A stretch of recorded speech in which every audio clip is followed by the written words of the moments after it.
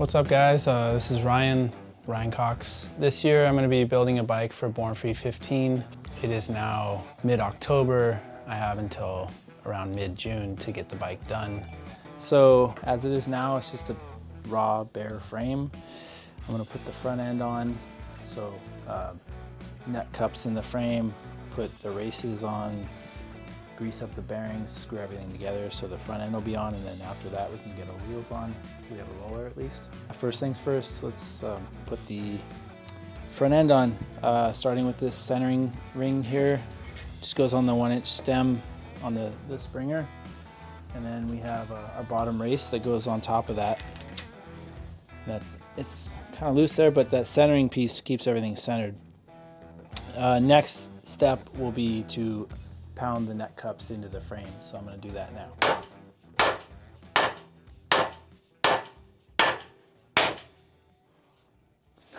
Not really going anywhere. So I'm just going to take a little bit of material off of these in addition to freezing them, just because they're really tight in there, and I don't think they're going to go if I don't at least remove a little bit of material.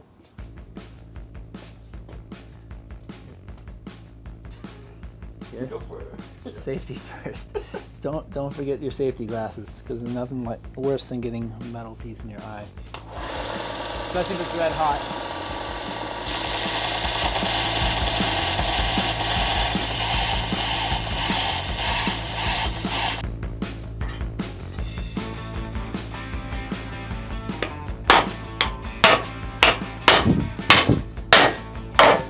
Just like that, but still nice and tight and centered.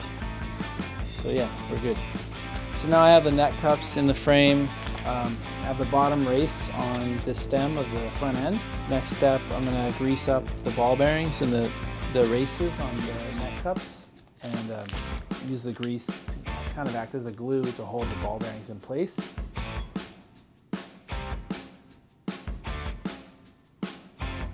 So all the bearings are in place. Now I'm going to just slide the front end in there. Put the race on.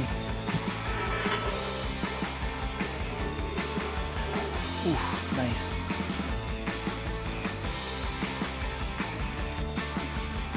Put all the bearings in. To be honest with you, I really hate doing this. I'm not least favorite thing about putting the bike together. So we got all our bearings in place. Now I'm going to put the top race on. It's nice and glidey, feels good and smooth. And then we will put our top castle nut on.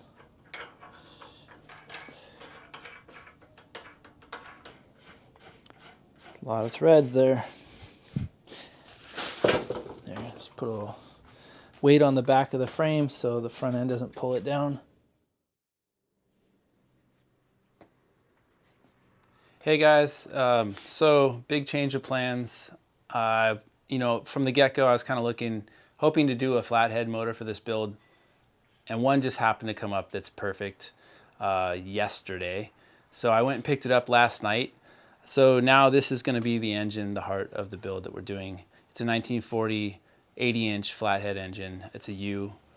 I'm really stoked about it. I'm not going to use the 41 because I want to keep the 41 with, so I have a 41 engine, 41 frame, 41 front end, 41 tanks, 41 speedo and dash. I'm going to keep all that together on the shelf for now, and I'm going to do the chopper with this nice shiny beautiful 1940 engine. I have a different frame I'm going to use. I got a nice polished 37 4-speed transmission to go with it. I think it's gonna definitely change up the look of the bike, because you know the engines have a little bit different profile to them, but I'm excited about it. It's gonna be really good. So yeah, can't wait.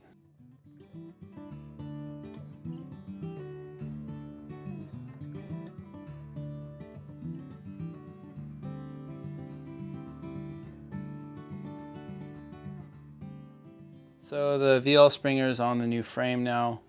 A VL Springer normally comes with an 1.1/8" stem, but this one's been converted to a 1-inch stem, so you can run it on the stock Harley frame with no issues. The issue though now is that a top tree for this front end doesn't really fit with this stem. So I'm going to take a big twin top tree and bore out the side holes so they'll fit over the legs on the VL Springer. You know, the right way to do this would be with a mill. I don't have a mill. I just have this little garage with the tools that I got. So I'm gonna kind of go about it the old school way and just bore it out with a drill using, I have this carbide bit and then some sanding discs, sanding spirals, I guess you could call them. And you know, I'll just take a couple test fitments and see where we're at, and I'll check the measurement with the caliper and see how far we gotta go.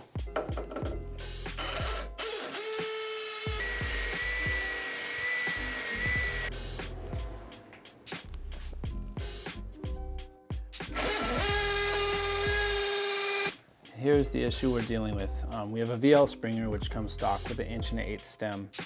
This one's been changed out to a 1-inch stem to work with the Big Twin frame and the Big Twin neck cups and bearing setup.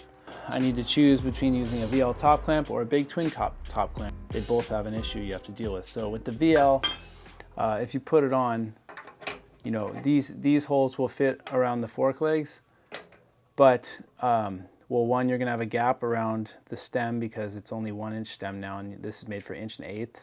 And also the castle nut is too tall, so it doesn't let the top clamp come down onto the legs. So with the Big Twin top clamp, which is what I think I'm gonna end up using, these holes are normally smaller than the top of the fork legs. So I got it so it'll go on. There it's all the way down, but it doesn't sit low enough to catch the castle nut. So there's a notch inside the castle nut that centers everything in the middle of the top tree. But right now it's too low. So to be continued, but I think, yeah, my next step is gonna be cutting away some of this material so I can lower the top clamp.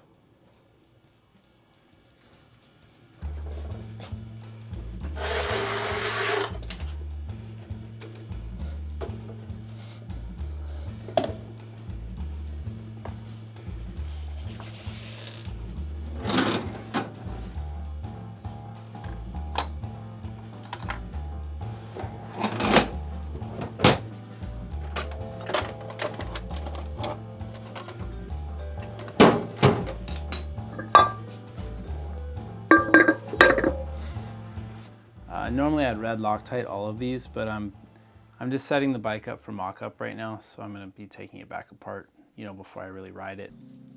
But also, as you can see, we have an early style hub. This one's actually a remanufactured one, but it's the early 36 to 39 stepped star hub. See how it's a little notch in the corner right here? That's how you can tell it's that year, the stepped hubs. They made from 36 to 39. The remanufactured ones that I'm using on this bike are, well, I'm using one real one and one remanufactured one, but they're pretty nice and they look pretty close to the original ones.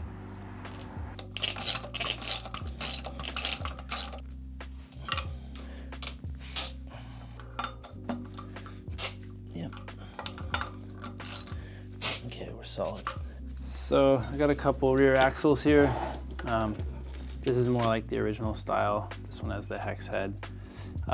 This one's parkerized, this one's chrome. I'm gonna end up using all chrome hardware on this bike anyways, so I'm gonna go with all my chrome parts that I have, and whatever's not chrome now, or doesn't have nice, pretty new, shiny chrome, I'm gonna re-chrome everything before, you know, I do reassembly anyways, so yeah, but we'll go with the chrome axle. Yeah, it's nice and tight. So you don't want to have play in this, you know, you want it to sit firm up against the backing plate and be pretty tight. If it has a lot of wobble, that's no bueno, because then your brake can get cockeyed and lock up on you.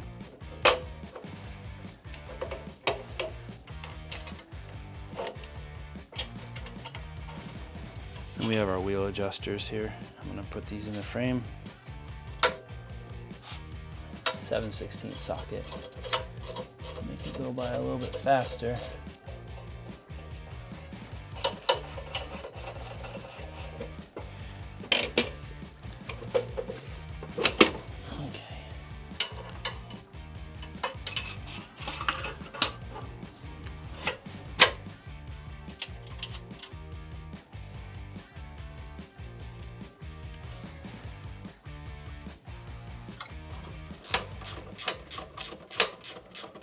I'm just gonna put a temporary front wheel on here for now because the wheels are getting built at the moment. They'll probably be ready to go in the next week or so, but in the meantime, just so we can roll the roller around, I have this spool hub 21 we'll throw on there that I have an axle for.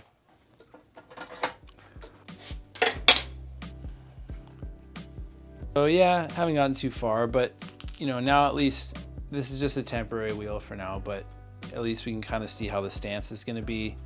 I'm really liking the way the front end sits. It's 2 over, you know, it's very subtle, you know, but it is noticeable if you know it's there. And if you don't know it's there, then it's kind of cool because it kind of will play a trick on you, you know, like mind game a little bit. Like, why does that bike look taller than it should with the stock length front end? But yeah, slowly but surely, but yeah, I'm kind of liking the way things are shaping up. And I definitely like that.